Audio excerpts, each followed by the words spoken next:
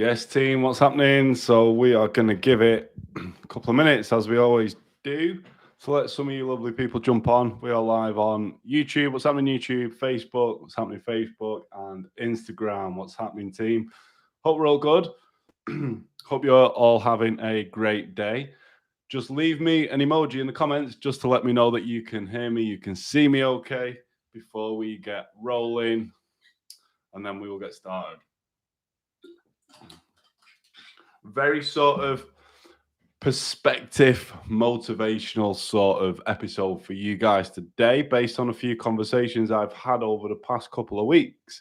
And I thought it'd be great to do a good old podcast episode on it. Yeah, a good old podcast episode. So before we do get started, team, the ones who are watching this on the live video, we've not even started the podcast recording yet, please give me a hashtag replay so I know how many of you watch on the replay. I do apologize if you can hear that noise. The sweep's just going past my house at the moment. Still living on a building site, so the roads are absolutely fucking filthy all the time, but they do get... The sweep goes past cleaning the roads about fucking 5 times a day, man. So they are pretty good at keeping the place clean. But yeah, it's still a bit crazy. Mind you, it's quieting down. I've been here like 6 weeks now, and it's quieting down a little bit because it's like a horseshoe, the development, and the building on both sides and in the middle. So just fucking shit going on all the time. So, right, let's get into it. Hit that record button. 3, 2, 1. Yes, gang, what is happening? I hope you're all having a great day wherever you are in the world listening to this, and whatever time it is whilst you're listening to this. Do apologize if you can hear some background noise. Just explain to the guys on YouTube, Facebook, and Instagram then, because we always do a live when we do these podcast episodes, that I have a road sweep that goes past mine, because I'm still living on a building site at the moment. Been here for 6 weeks now, and it goes past about fucking 5 times a day, man. But it is good because it does help keep the place clean. Especially don't want to be stepping out on the roads in my trainers and bringing shit into my new house. So anyway, this episode has been inspired from a few conversations I've had over the past couple of weeks with clients, non-clients, type ones, non-type ones. So it's going to be just to try and switch your perspective on things, especially as a type one. So there's going to be nothing actionable in this, but it's going to be one of those motivational sort of, hopefully I can give you a aha moment in this. But before we get started, team, as always, please leave me a rating and a review on the podcast app, as it really does help me reach and inspire and impact more type 1 diabetics and our community. Also, give it a screenshot, whatever device you're listening to it on, screenshot that shit. Only takes 2 seconds. Go and upload it to your Instagram stories and tag me at type1_Tom so I can share it and say thank you, because I do appreciate you guys. Now, we're going to get straight into it with this. I've decided to call this episode Choose Your Hard, yeah, because I'm a big believer that we always get a choice of certain situations in life, but each one's going to be challenging, some more than others. But I am a big believer that we should always try and choose, where possible, probably the most difficult path, because that's going to teach us the most about ourselves, right? And I've had so many conversations with type ones and non-type ones over the past couple of weeks. And that's why I was like, you know what? I'm going to do a good old podcast episode on this, because I think it'll be a good topic for conversation. So this is going to be a great episode for you if you feel that you've become complacent in managing your diabetes. If you've had it a long time, or you've not had it a long time, you've become a bit complacent, you might have fallen off a wagon, you're just going through the motions, this is going to be a good one for you. If you have fear of the unknown, this is going to be a good episode for you. Also, if you're one of these that constantly thinks the worst case scenario all the time, like, yeah, but if I do this, then this bad thing might happen, or I'm not going to do this because I don't want this to happen. And this leads on to, if you're staying in your comfort zone all the time, this is going to be a good episode for you. Now, I want to kind of open with this, that we need to understand that staying where you're currently at in your comfort zone will eventually become hard. It's going to eventually become challenging. Don't care what anyone says, it will become challenging. And I'm also a big believer that we only learn about ourselves through hard times and difficult situations. I've learned fucking some of the best things about myself, not the best things personally, but the how I am as a person through difficult, challenging times. I'm quite open to speak about my depression that I've been through. I've been through 3 or 4 bouts of depression over the past few years. And I've learned a lot about myself through these challenging times. Yeah. So I do want to say that staying where you're currently at in your comfort zone will eventually become hard. Now, kind of moving forward to what I mean by choosing your hard. Yeah. I think every option that we get in life, I'm going to run over some of the big ones shortly, and then I'm going to switch it around and tell you how this relates to us as type 1 diabetics, right? Like, so you've always got a choice of like choosing one of two options, yeah. And there's a few conversations I've been having with people recently. One of them was like on relationships, yeah. Well, it's easy to stay on our own, like if you're single, because relationships are hard, yeah. But yes, fucking relationships are hard, but surely staying on your own is hard as well. Do you see what I'm saying with that? There's two flip sides. And also, what I said before about learning the most about yourself, I've learned so much about myself from certain relationships. I'm quite sure you guys have as well. And there's one thing that I always think. I think sometimes we can look at people who, no offense to people who've been together since school, do you know what I mean? And are now in the 30s or 40s and stay together for years. But like, that's great. But I'm thinking, for me, not that we should have loads of different relationships, but I'm thinking that we learn about ourselves through different people, right? And yes, relationships are going to be hard, but staying by yourself can be equally as hard. So in that case scenario, you have to choose your hard. You've got to choose your path. Yeah. The other thing is exercising and eating well. Yes, I'm going to bring this in here because I'm a fucking coach at the end of the day. Yeah. Exercise is hard. It can be hard. It can be mentally, well, physically demanding and mentally sometimes on our body. And eating well can be challenging when we're just fucking tired. We want to order a takeout. Yeah. That can be hard. But you know what is also hard? Being unhealthy and overweight and unhappy with your body. Yeah. That's hard. Two hard situations, choose your hard. The other one is something that obviously running a business is hard. But being employed and taking orders from someone, no offense to anyone who's employed, yeah, I have been employed in the past, that is also equally as hard. And then it comes down to that risk and reward, yeah. The more risk that we are willing to take in life, the more we step out of our comfort zone, the more we put ourselves out there, the bigger the reward will come. So, like I say, running a business, it's hard, but being employed by someone can also be equally as hard. So, a lot of this shit in life is hard. You just have to choose your hard. And if you're choosing the one that you're like, yeah, I'm staying in my comfort zone, then that will eventually become hard. And this is how it flips to us as a type 1 diabetic. Putting in the work to manage our diabetes and have great glucose control and live a long and healthy life, which is what my kind of motto is when I work with clients, is fucking hard. It's hard. No two ways about it. It's hard. Yeah. What's hard about it? Setting goals, running tests, exercising, planning and tracking food, constantly making these decisions is fucking hard. Yeah. It is hard. It can get easier, but it's always going to be challenging. This is something I say to my clients when they come in. Like, most of my programs are 90 days, they're like 12-week programs, right? And I say, guys, right, what we're going to do is we're going to put that fucking hard groundwork in now. So after that, we've got routines. It becomes habitual. It's more autonomous. You're used to running these tests. You've got this data. You've got this knowledge. So then it becomes easier on you. Yeah, but we put that hard work in up front. So managing our diabetes is hard, but I'm going to paint a picture for you now. And apologies if anyone has experienced any of these or I do upset anyone, but I'm straight to the fucking point. I'm blunt. I'm honest. Why? Because I fucking care about you. So I do apologize in advance. Putting in the work to manage our diabetes is hard. But you know what would be hard and what drives me forward and what I'm most scared of?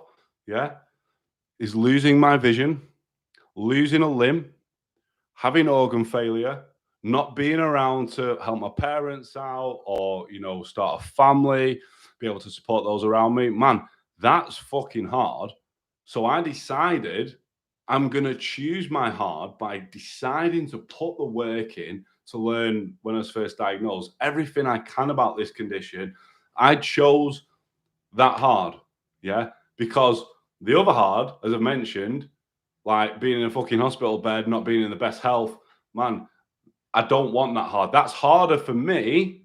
And I'm sure it is for you as well. That would be harder for me, yeah, than putting the work in now to having better control over my diabetes and being well controlled.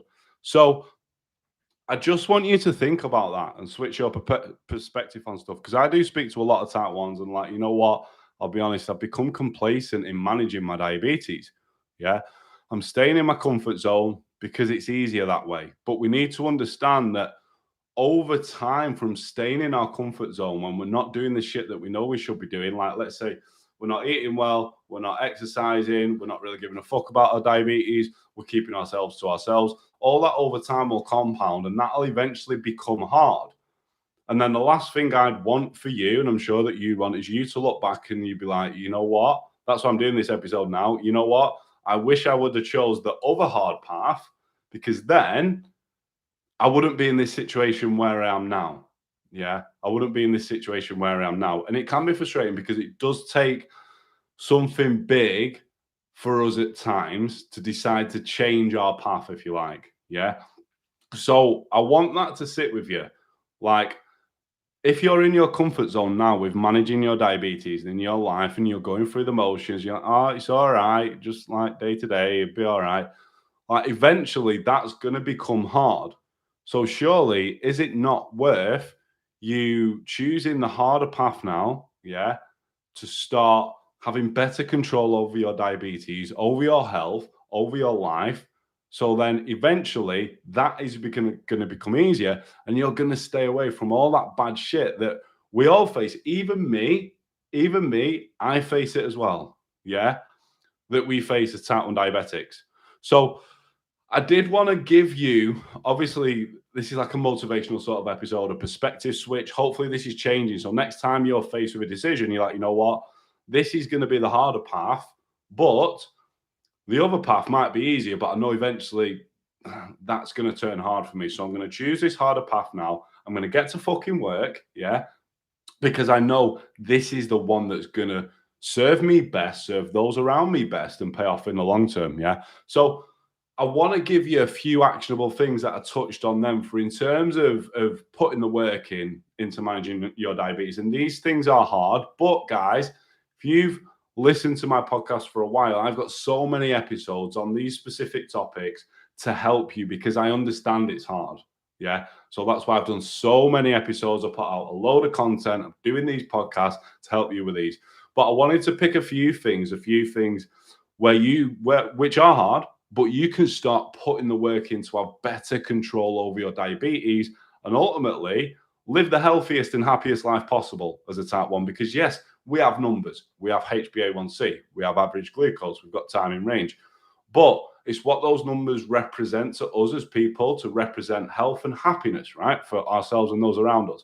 So here's a few things where I believe you should be putting the work in. Put that fucking hard work in now. Choose that hard path, because that is going to pay off massively for you down the line. The first one is setting goals, team. Like, you know, I'm big on setting goals. And when it comes to diabetes management, there's a few areas I think you should set goals in. We need numbers goals. Yeah, you need to know a starting point and you need a goal. So the best thing to do is get your current HbA1c. I will be surprised. I'm going to say this now. Not I will be surprised. I am surprised the amount of type 1s I speak to, and they want to improve the control, but they don't fucking know the numbers. Team, if you don't know your numbers or where you're starting from, what the fuck are you going to improve on? Because you don't know. You've got no starting point. And if you do and you think they're not that good, great, because this is just a starting point. So when we're setting goals, I want you to look at a few things. The first one is your current HbA1c, and then set a goal for that. Now, don't think, oh, I'm going to be a little bit conservative. Like, say if it's a 10%, yeah, let's say I'm just going to go for 9. No, step out your own fucking way. Set something that fucking scares you, that's big, and that you're like, oh, can I achieve that? It's been proven that when we set very small goals that we know we're going to achieve, we're less likely to achieve them than when we set big goals that scare us, because it gives us that fucking drive and that passion to go forward. So when we're setting goals, you want to set goals with your HbA1c. You then want to narrow that down. I like to go into 30 days then, because HbA1c is 90 days. We want to narrow that down to 30 days. Find out your 30-day average blood glucose and set a goal from that. One thing I like to set for myself with that and all my clients is around 6 to 7 moles. I'm not sure what that equates to in milligrams per deciliter. I normally use a calculator for that, but excuse me, 6 to 7 moles. Then let's dial it back even more and have a look at your time in target range over 30 days, over 14 days, and over 7 days. Look at your current, set a goal for that. Then you've got some goals. You need goals. You need a starting point and you need goals. Else you're just fucking pissing in the wind, mate, and you don't know where you're heading. You don't know what you're doing. Yeah. And then write these fuckers down. Don't just put them in your head. Write them down. Get them out on paper. Yeah. So we're setting those goals. What we're then going to do is we're going to start running tests. Yes, this is hard. This is hard. It is frustrating. It can be overwhelming, but it needs to be done. You're going to run tests on your basal rate, pens or pump. I don't care. You're going to run insulin to carb ratio tests. Yeah. Correction factor tests. You need to be running these tests. It's hard, but put the work in. Persevere with it. It will get easier. I've got several podcast episodes on how to test all this sort of stuff. So skip back through the archive, through the library. You're going to find that that's going to help you. The next thing is exercise. Put the fucking hard work in with exercise. Yeah. I'm not saying kick yourself in the fucking dick. Yeah. All the time. Or fuck it. We're just going to say it. Or the biff if you're female. Yeah. You don't need to put yourself in a fucking hole every time you exercise. You just need to do something to get the heart rate up, to get yourself moving, to feel good. It's going to help with insulin sensitivity. So put the hard work in with that because that's going to pay off massively. Yeah. And then the next thing is planning your meals and tracking your food intake.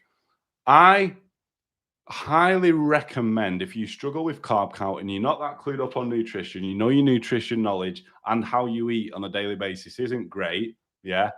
You don't really understand about carbs, fats, and proteins and calories. Start tracking your food intake. I actually did a reel on this today because it's really going to help your carb count and it's going to teach you so much about nutrition, more so than a coach like me could teach you. Yeah, it's going to teach you so much and give you such an eye opener. So start tracking it, but also have a plan for your food.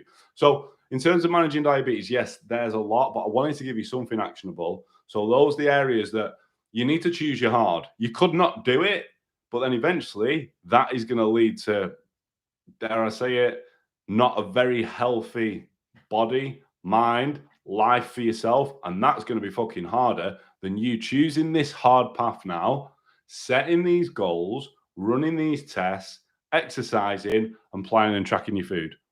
Yeah, that is it.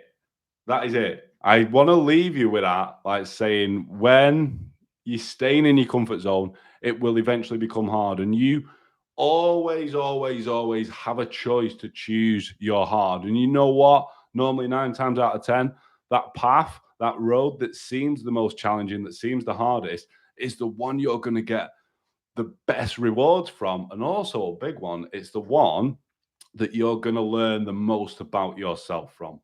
Team, that is it. If you've got value from this episode, please leave me a rating and a review on the podcast app. Also, give it a screenshot, share it on your Instagram stories, tag me at type1_Tom. Much love. I love you. Thanks for lending me your ears today. Hopefully, this has given you a bit of a fucking kick up the arse and some inspiration to go out there, to choose your hard, choose the hard path, because you know that is going to benefit you massively in the future. Until the next episode, team, peace. Guys, I'm going to have a quick look through and stay on for a couple of minutes. If anyone does have any questions. We had a couple on YouTube. Thanks, team, for watching on YouTube. We had some on Facebook. Thank you, gang. Guys, watching this on Instagram or Facebook. If you do not have me on YouTube, go and head over to YouTube, type in Type1Tom, and go and subscribe to my channel. Yeah, because I'm going to be putting, as I keep saying, a lot of content out on there. I've got a what I eat in a day video. Probably should have put this on the potty, shouldn't I? I've got a what I eat in a day video that I've got to edit and upload. So I'm going to be sticking that on there with a lot of tips on how I personally manage my glucose levels on a daily basis. So that's going to be super, super informative for some of you guys. And I think you're really going to enjoy it. So, right, we've got a few thank yous coming through from Instagram. Few emojis, thank you. Hey team, hey to everyone saying hiya. That's how you grow. It definitely is how you grow. It's damn near overwhelming. Yes, supporting role. Isolation is dangerous. It is. Thank you. Right, team. I'm getting that for the IGTV screenshot caption thing. Excuse me. Appreciate you watching. watching this live. And as always, love you all. Until the next live, peace.